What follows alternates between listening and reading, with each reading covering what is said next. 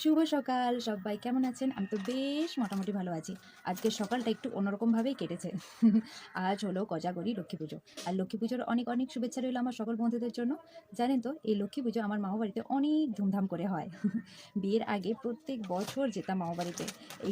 আজকের এই পুজোর দিনে যেতাম আর অনেক প্রচণ্ড পরিমাণে মজা করতাম, আনন্দ করতাম। মামাবাড়িতে অন্য কোনো সময় যাই আর না যাই, আজকের এই পুজোর দিনে শিওর যেতাম। আজকের এই পুজোর দিনে যেতাম, অনেক প্রচণ্ড পরিমাণে মজা করতাম, আনন্দ করতাম। কিন্তু বিয়ের পরে ১ বছরও যাওয়া হয় না। সময় সুযোগ কোনোটাই না হওয়ার কারণে ১ বছর মামাবাড়ি যাওয়া হয় না। সেক্ষেত্রে তো মনটা প্রচণ্ড খারাপ হচ্ছে যে মামাবাড়ি যেতে পারছি না আজকের দিনে। কিন্তু কিছু করার নেই। অন্য কোনো বছর যাব। গিয়ে আনন্দ, মজা সবটাই করে আসবো। একটু তো মন খারাপ করছে। তবে আজ আমি এসেছি আমার মায়ের বাড়িতে। আমার মাও কিন্তু নিজের হাতে জোগাড় করে নিজের মতন করে পুজো করে। জানেন তো? আমার মায়ের পেতলের ঠাকুর আছে। আমার মা নিজে হাতে সমস্ত কিছুটা অ্যারেঞ্জ করে নিজের মতন করে পুজো করে। তো আমি আমার মায়ের বাড়িতে এসেও খুব ভালো লেগেছে আমাকে, জানেন তো? আজকের এই পুজোর দিনে আমার মায়ের কাছে আছি। আমাকে বেশ ভালো লেগেছে। তো আজকে আমার মায়ের ইচ্ছে একটাই, আজকে আমার মায়ের ইচ্ছে হচ্ছে যে আমার মা যে নিজের হাতে সমস্ত কিছুটা অ্যারেঞ্জ করে নিজের মতন করে পুজো করে, তো মায়ের ইচ্ছে যে আমি যেন সমস্ত কিছুটা ক্যামেরাবন্দি করি, সমস্ত কিছুটা যেন ভিডিও বানিয়ে আপনাদের সঙ্গে শেয়ার করি। তো আমি আর বেশি দেরি না করে তাড়াতাড়ি চলে এলাম ভিডিও বানাতে। মায়ের ইচ্ছে বলে কথা, মায়ের ইচ্ছে হয়েছে ভিডিও বানানোর জন্য, তো আমি দেরি না করে তাড়াতাড়ি চলে এলাম ভিডিও বানাতে। আর আজ কিন্তু সারাদিন অনেক কাজকর্ম আছে, অনেক ব্যস্ততা আছে, তাই আর বেশি দেরি না করে তাড়াতাড়ি চলে এলাম। দেখেছেন তো, আমি পুরো রেডি হয়ে গেছি বাজার যাওয়ার জন্য। পুজোর কেনাকাটা বাকি আছে, পুজোর কেনাকাটা করব। তারপরে বাড়ি এসে রান্না বান্না, ছেলেকে খাওয়ানো, আরও টুকিটাকি বাড়ির সমস্ত কাজকর্ম আছে। তারপরে পুজোর জোগাড় করা, পুজোর সমস্ত কিছু অ্যারেঞ্জ করে সেখানেও তো একটু টাইম দিতে হবে, তাই আর বেশি দেরি করছি না। তো আপনারাও পুরো ভিডিওটা দেখুন, একদম স্কিপ করবেন না। স্কিপ না করে পুরো ভিডিওটা দেখে যান, আশা করি আপনাদের। চলুন, বাজারে চলে এলাম। পুজোর জন্য টুকিটাকি অনেক কিছু নেওয়ার ছিল, সেগুলোই নিতে এসেছি।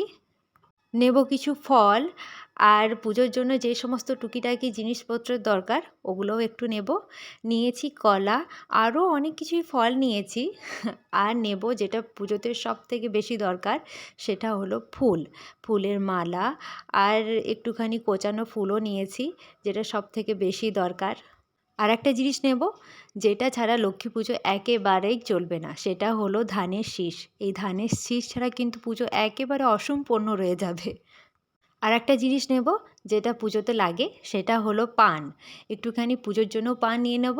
আর নেব আমার ঠাম্মার জন্য। বাজারে এসে ঠাম্মার জন্য কিছু নিয়ে যাই আর না নিয়ে যাই, পান ঠিক নিয়ে যেতেই হবে। বলুন, টুকিটাকি যা যা জিনিসপত্র নেওয়ার ছিল সব কিছু নেওয়া হয়ে গেছে। এবারে টোটোতে উঠে গেলাম বাড়ি যাওয়ার পথে। বাড়ি গিয়ে কিন্তু অনেক কিছুই কাজ আছে। সেগুলো তো সামলাতে হবে, তাই না? চলুন, আপনাদের আরও একটা জিনিস দেখাই। এই হলো আমার স্কুল। স্কুলে আমি পড়েছি। স্কুলে যে কত মজা করেছি, কত যে স্মৃতি জড়িয়ে তার কোনো ঠিক নেই। বাড়ি চলে এলাম। বাড়িতে এসে বাড়ির সমস্ত কাজকর্ম সেরে দুপুরে ছেলেকে খাইয়ে একেবারে সোজা চলে এলাম ঠাকুরের কাজ করতে। ওদিকে মা ঠাকুরের সমস্ত বাসনপত্র, ঠাকুর সমস্ত কিছু ধুয়ে মেজে রেডি করে নিচ্ছে। আর এদিকে আমি আলপনা দিলাম।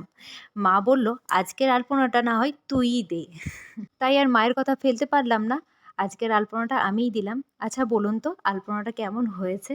তারপরে সোজা চলে এলাম লুচি বানাতে। যেহেতু ঠাকুরের জন্য একটু লুচি সুজি বানাতে হবে তো, তাই ভাবলাম চলুন, ঠাকুরের হয়ে গেলে আমাদের রাতের জন্যও কিছু লুচি ভেজে রেখে দেব। তাই ভাবলাম চলুন, আজ রাতে না হয় আমরা সবাই মিলে লুচিই খেয়ে নেব।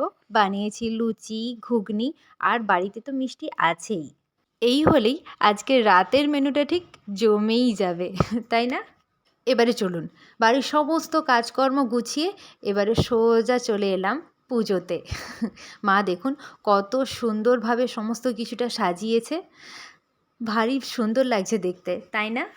পুজোতে ফুল, প্রসাদ, লুচি, সুজি, অনেক কিছু ফল, প্রদীপ জ্বেলেছে, মোমবাতি জ্বেলেছে, সমস্ত কিছুটা কত সুন্দরভাবে সাজিয়েছে। খুব সুন্দর লাগছে দেখতে, তাই না?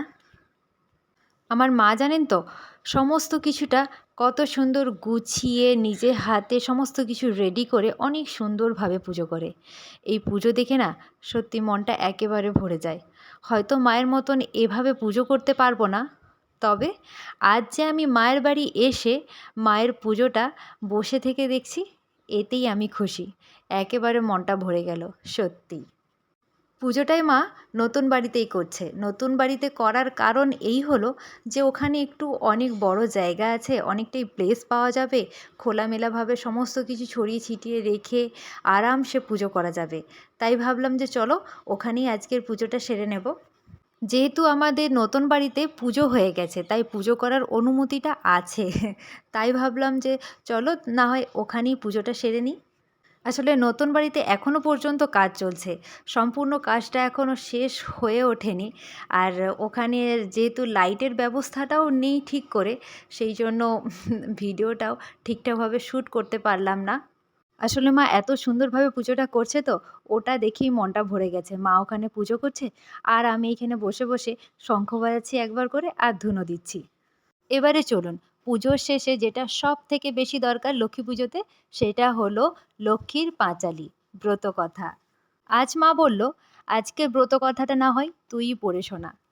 যেহেতু বললাম না যে ওখানে লাইটের ব্যবস্থাটা ঠিকঠাক নেই, বইয়ের লেখাগুলোর অক্ষর দেখতে একটু অসুবিধে হতো, সেই জন্য মা বলল, আজকের ব্রতকথাটা তুইই পড়ে শোনা।